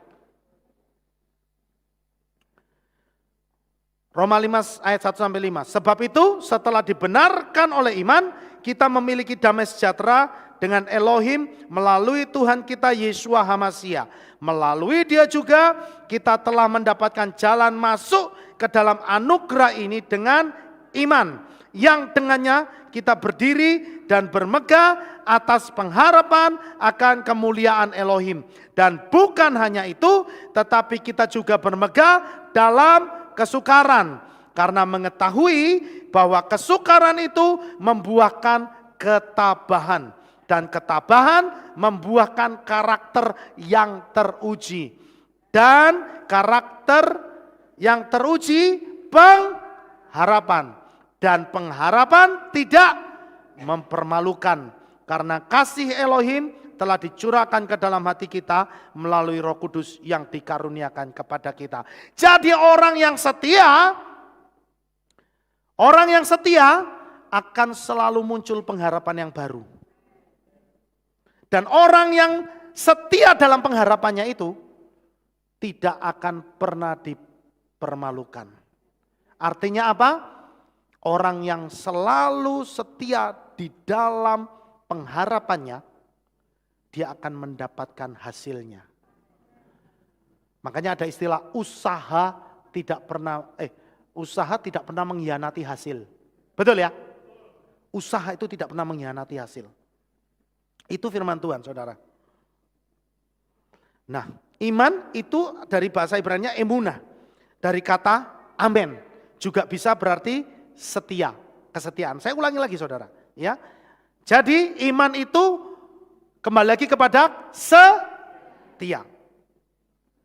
Pengharapan itu bahasa Ibrani-nya tikvah. Apa, saudara? Iya.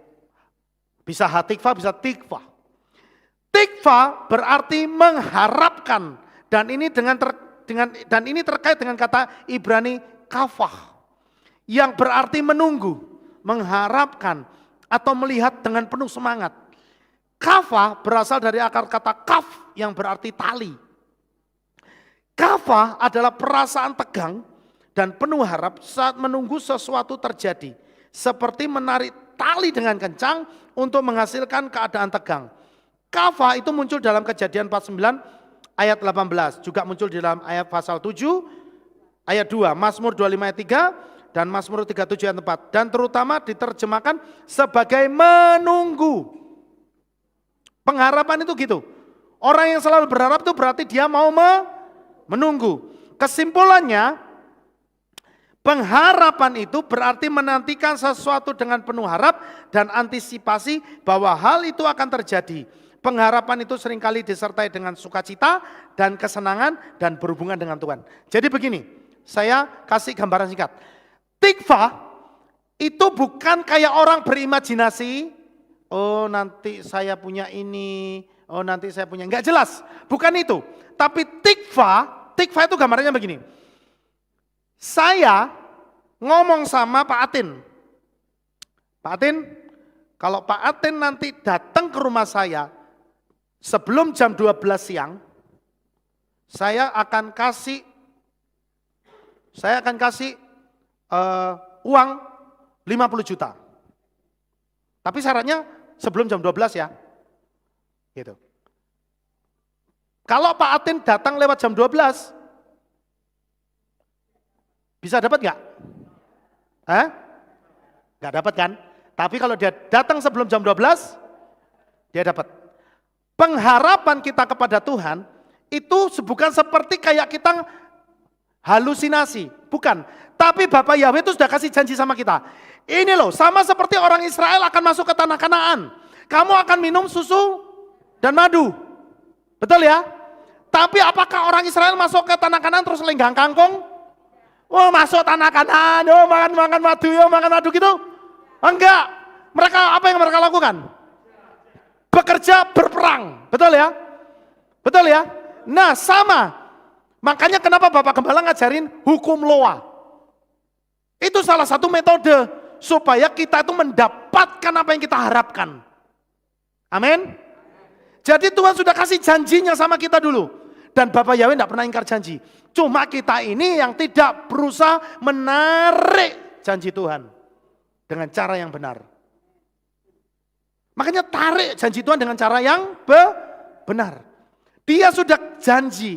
Itulah sebabnya kenapa kita itu harus tarik seperti itu gambarannya tikvah itu menarik dengan kencang. Itu kayak orang berharap tuh kayak gitu. Semakin saudara tarik, semakin dia akan datang sama kita. Nah, makanya firman Tuhan ngomong, jangan pernah berhenti untuk berharap. Kenapa? Kalau berharap sama manusia pasti kecewa. Tapi kalau berharap sama Bapak Yahweh, engkau tidak akan pernah kecewa. Karena dia sudah berjanji. Yang penting kamu nepati janji, sementing kamu ngikuti apa yang Tuhan mau. Amin. Ngikuti apa yang Tuhan mau, caranya kayak gini loh. Ikuti. Nek saudara ngikuti, saudara pasti dapat janji Tuhan. Dan saya sudah praktekkan itu. Nek kita itu ngikuti apa yang Tuhan mau, mesti Tuhan itu pernah mengecewakan apa yang kita harapkan. Kasih itu ahava dalam bahasa Ibrani. Dan dari akar kata haf, yaitu memberi. Kasih itu berarti intinya cuma memberi. Memberi itu tidak harus dengan uang. Tetapi memberi itu bisa juga dengan bentuk perhatian kita. Memberi itu bisa dalam bentuk saudara memberi doa juga bisa. Saudara mendoakan teman-teman saudara. Mereka yang sedang butuh didoakan itu juga memberi. Amin. Kalau saat ini mungkin saudara belum punya duit untuk kasih orang itu, saudara bisa bantu kasih kekuatan. Saudara bisa bantu dengan memberi perhatian. Saudara bisa bantu dengan mendoakan dia. Dikala doa pribadi saudara. Amin. Itu salah satu bentuk kasih. Gitu loh. Mengapa dikatakan yang terbesar adalah kasih? Karena kasih adalah yang saya katakan tadi apa? Penggenapan Torah. Jadi kasih merupakan tindakan nyata dari iman dan pengharapan kita. Setiap orang yang sudah diselamatkan, dia akan bersyukur. Dengan cara hidupnya menjadi berkat buat Tuhan dan sesama. Pasti. Kalau saudara, siapa yang di sini yang percaya bahwa saudara itu adalah orang-orang yang sudah dapat jaminan dapat rumah di dalam Samayim. Nah, siapa di sini yang sudah percaya KTP-nya sudah KTP Samayim? Nah, ya. Jadi ketika saudara itu percaya bahwa wah saya sudah punya KTP Samayim nih. Saya sudah warga negara kerajaan Samayim nih. Maka yang saudara sekarang rasakan adalah saudara kepingin supaya orang lain juga mendapatkan KTP yang sama. Saudara juga kepingin saudara hidup saudara itu jadi berkat, gitu loh. Itu mesti, gitu loh. Supaya apa? Supaya orang lain juga akan mendapatkan hak yang sama yang saudara dapatkan. Ya, saya mengumpamakan ketika orang itu mendapatkan keselamatan, ya, itu seperti orang yang dibebaskan dari hutang 10.000 talenta. Saudara pernah tahu berapa itu nilai 10.000 talenta? Ya, mungkin kalau ada yang lupa, 1 talenta itu, 1 talenta itu adalah sama dengan 6.000 dinar, kalau nggak salah. 6.000 dinar. Nah, 1 talenta itu 6.000 dinar. 1 dinar itu upah 1 hari orang kerja. 1 dinar. Ya toh? Itu perhitungannya gitu. Jadi kalau saudara itu punya utang 10.000 talenta, saudara untuk bayar 1 talenta saja, saudara harus kerja berapa lama? Untuk mendapatkan 1 talenta. Tadi kan 1 talenta 6.000 dinar. 1 dinar upah 1 hari orang kerja. Berarti butuh waktu untuk bayar 1 talenta loh ini. 1 talenta, belum 10.000. 1 talenta, berapa ribu hari? 6.000 hari. 1 tahun berapa hari? 365 hari, 360 lah. Berarti kalau 1.000 hari berapa hari? Berapa tahun? 3 tahun. 6.000 hari.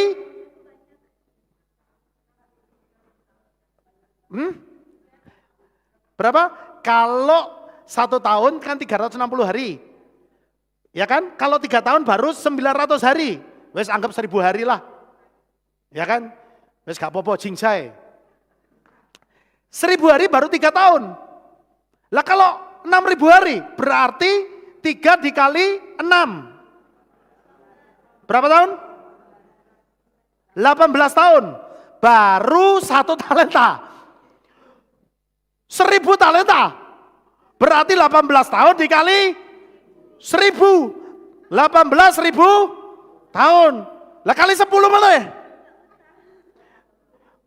Metusalah aja, sing paling tua itu belum ada 1.000 tahun. Jadi pertanyaannya, apakah ada orang yang bisa membeli keselamatan?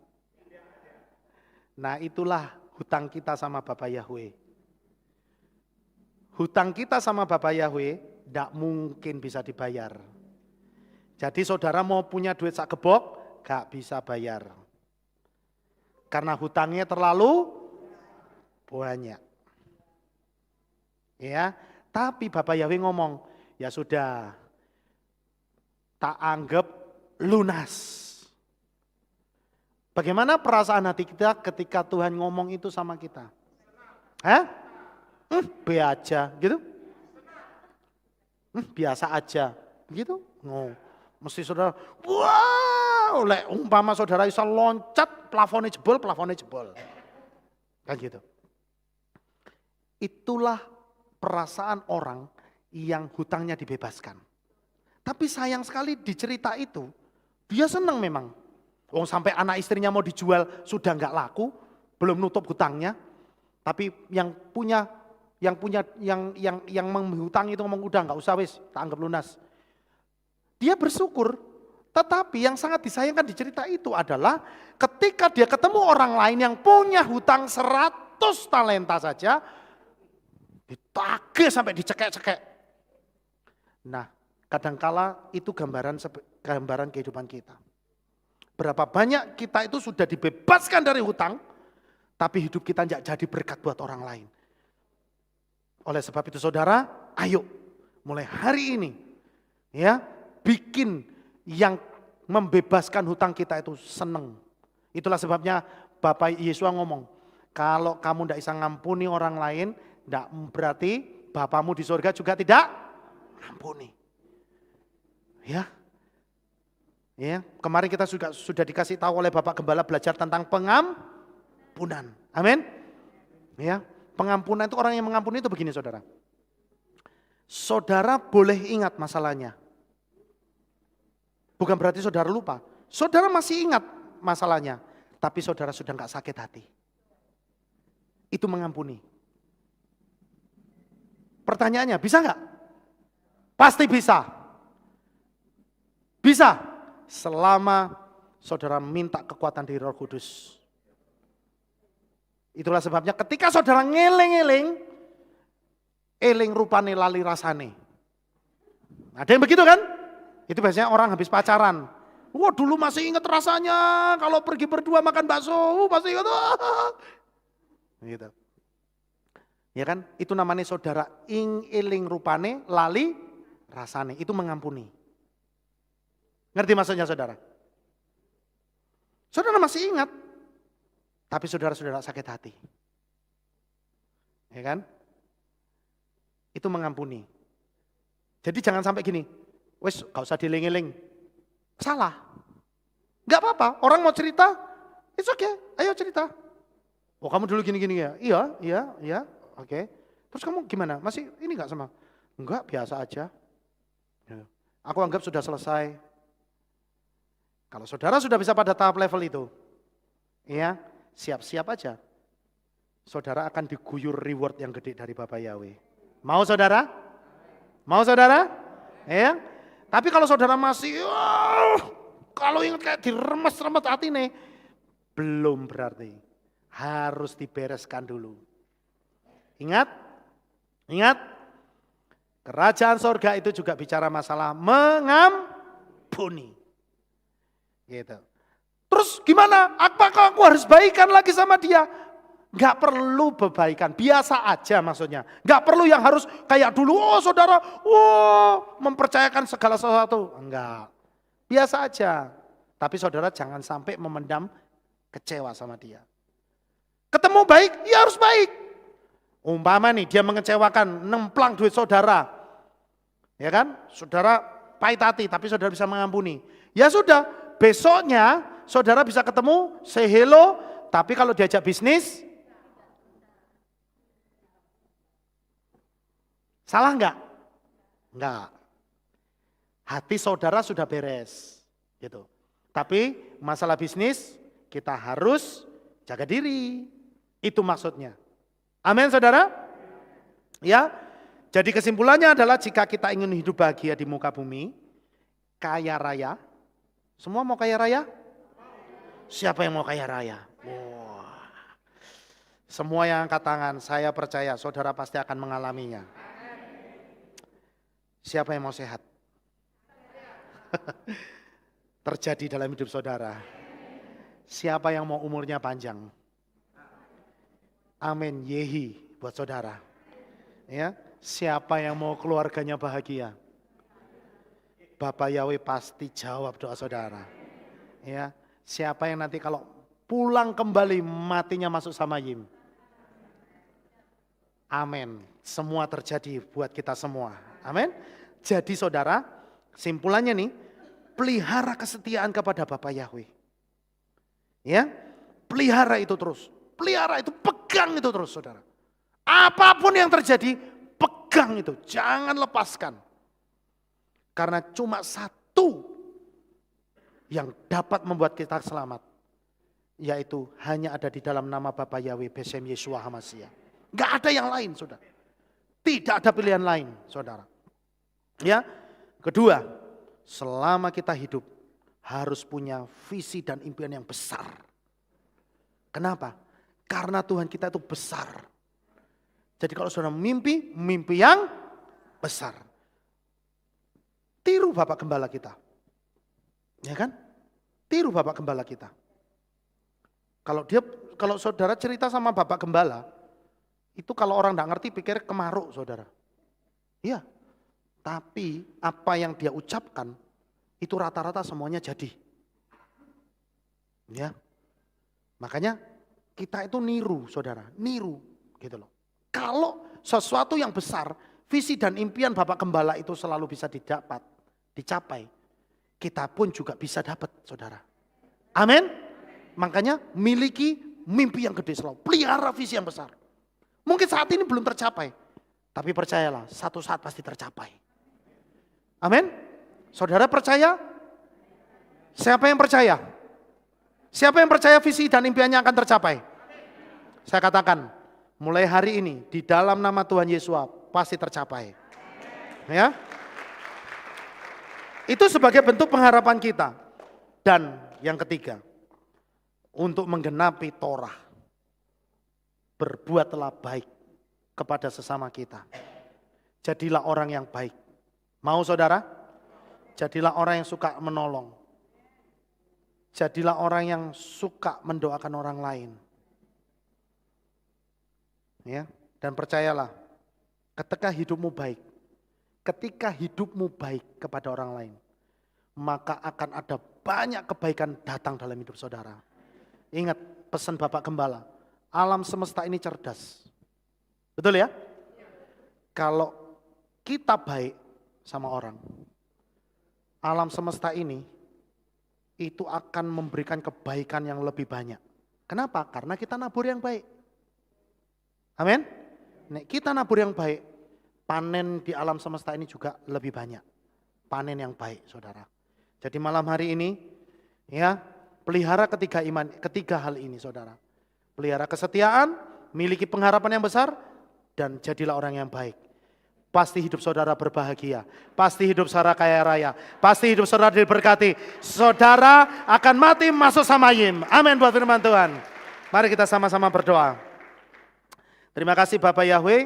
Tuhan memberkati firman-Mu. Kami percaya hidup kami diberkati oleh Bapak Yahweh. Dan saat ini Bapak, kami menyerahkan hidup kami semua ke dalam tangan-Mu. Kami percaya Tuhan, semua visi dan impian kami pasti tercapai Bapak. Terima kasih Bapak Yahweh, jadikan kami berkat buat orang lain, sehingga nama Bapak Yahweh semakin dipermuliakan. Terima kasih Bapak Yahweh, taruh firman-Mu di dalam hati dan pikiran kami. Di dalam nama Adonai Yeshua HaMashiach, kami mengucap syukur dan berdoa sama-sama kita berkata, amin. Baik saudara, kita akan dengar pengumuman. Shalom, berjumpa kembali dalam Aleph Tau Update News. Berikut kami sampaikan pengumuman minggu ini. Ibadah tutup tahun 2023 akan diadakan pada hari Minggu 31 Desember 2023 yang dilaksanakan dalam beberapa sesi, yaitu ibadah tutup tahun dimulai pada pukul 5 sore hingga 7 malam, berlanjut dengan sesi perjamuan kasih pada pukul 7 hingga 8 malam. Jemaat dapat membawa makanan ringan untuk dinikmati bersama. Acara ini akan diakhiri dengan doa tutup tahun yang dimulai pada pukul 8 hingga 10 malam. Acara ini terbuka untuk semua jemaat Kehilat Aleph Tau. Ibadah minggu pagi tetap diadakan seperti biasa. Divisi Dancer membuka pendaftaran bagi saudara yang rindu melayani dalam bidang dancer, yaitu tamborin dan banner, yang terbagi dalam beberapa kelas sebagai berikut. Glory Class untuk usia 5-7 tahun, Angel Class usia 8-11 tahun, Miracle Class usia 12-20 tahun, dan Joyful Class usia 20 tahun ke atas. Pendaftaran dan info lebih lanjut dapat menghubungi Saudari Beauty atau Rahel di nomor berikut. Divisi Multimedia membuka kesempatan bagi jemaat Kehilat Aleph Tau Magelang yang rindu melayani Bapa Yahweh di bidang LCD, kameramen, editor, fotografer, videografer, live streaming, content creator, dan reporter pengumuman. Bagi saudara yang ingin melayani di bidang tersebut, dapat menghubungi Saudari Weli di nomor 0882 2533 9832. Pendaftaran ditunggu paling lambat pada tanggal 31 Desember 2023. Demikian pengumuman minggu ini. Sampai jumpa di Aleph Tau Update News selanjutnya. Bapa Yahweh memberkati. Ya, itu pengumumannya. Saudara, sebelum kita akhiri ibadah kita malam hari ini, jadi Bapak Gembala dan Ibu Gembala memang tidak ada bersama dengan kita malam hari ini karena beliau ada di Jakarta untuk kepentingan menengok saudara. Ya, jadi ada keluarga dari Ibu Gembala yang sakit dan memang harus ditengok dan didoakan, dan juga ada beberapa pelayanan beliau di sana. Jadi kita berdoa supaya pelayanan Bapak Gembala terus diberkati oleh Bapak Yahweh, ya. Mari saudara, saya undang saudara bangkit berdiri dan kita akan akhiri ibadah kita malam hari ini untuk kita terima berkat daripada Bapak Yahweh. Haleluya. Segala pujian, hormat, kemuliaan kami naikkan kepadamu Bapak Yahweh. Kami mengucap syukur Tuhan, biarlah ibadah kami malam hari ini boleh menyenangkan hatimu ya Bapa. Diberkatilah Bapak Yahweh di atas pujian setiap kami. Dan diberkatilah Bapak Yahweh atas ibadah kami malam hari ini. Terima kasih Bapak, sebentar kami akan pulang ke rumah kami masing-masing. Kami mau terima berkat daripada Bapak Yahweh. Kami percaya berkat yang daripada Bapak Yahweh adalah berkat yang komplit. Amin. Berkat yang dapat kami nikmati. Berkat yang dapat membuat hidup kami bahagia. Berkat yang dapat kami membuat hidup kami diberkati.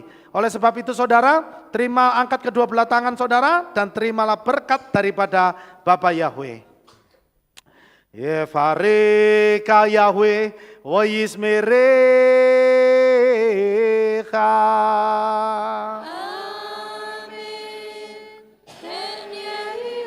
Yair Yahweh panau eleka wikunecha.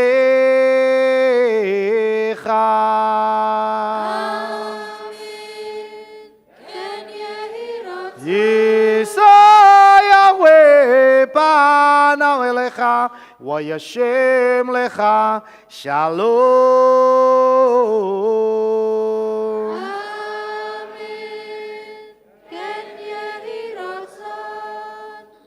Baruk ata bair ufaruk ata besadeh. Diberkatilah engkau di kota dan diberkatilah engkau di ladang. Amin. Baruk privit neka, ufri amatka, ufri fahemtecha, shekaralapeka westerotsoneka. Diberkatilah buah kandunganmu, diberkatilah hasil bumimu, hasil ternamu, anak-anak lembumu dan anak-anak dombamu. Amin. Baru tanah kau misarteka, diberkatilah bakulmu dan tempat adonanmu. Amin. Baru kata beboeka, ufaruk kata seteka, diberkatilah engkau pada waktu masuk dan diberkatilah engkau pada waktu keluar. Amin. Baru kata Yahweh, Elohim melek haolam, besem Yeshua Masya, kami mengucap syukur dan berdoa.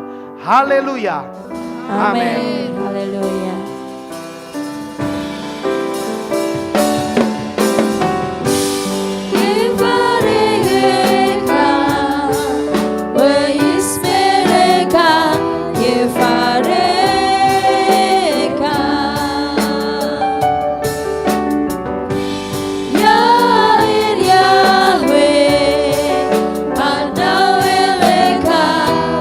Good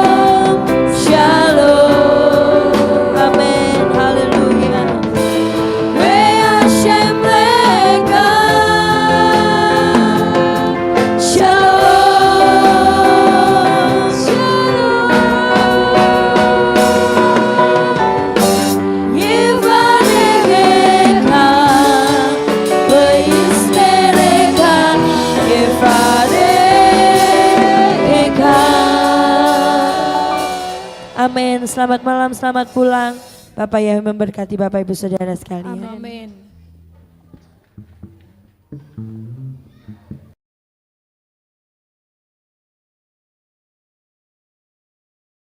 Bapa Yahweh yang Maha Kuasa, terima kasih atas kehadiran Bapak Ibu Saudara sekalian dalam ibadah bersama kami di Kehilat Alef Tau Magelang. Doa saya Bapa Yahweh memberkati dengan kesehatan yang sempurna, damai sejahtera dan berkat materi yang semakin melimpah. Kami menunggu kembali kehadiran Bapak Ibu Saudara sekalian pada jam yang tersedia. Hari Sabat jam 5 pagi, hari Minggu jam 6 pagi, hari Rabu jam 6 sore. Siap sedialah sebagai mempelai Hamasiah untuk menyambut kehadiran mempelai pria kita yaitu Adonai Yeshua Hamasiah di awan-awan yang permai. Amen lehitraot. Shalom, sampai jumpa kembali.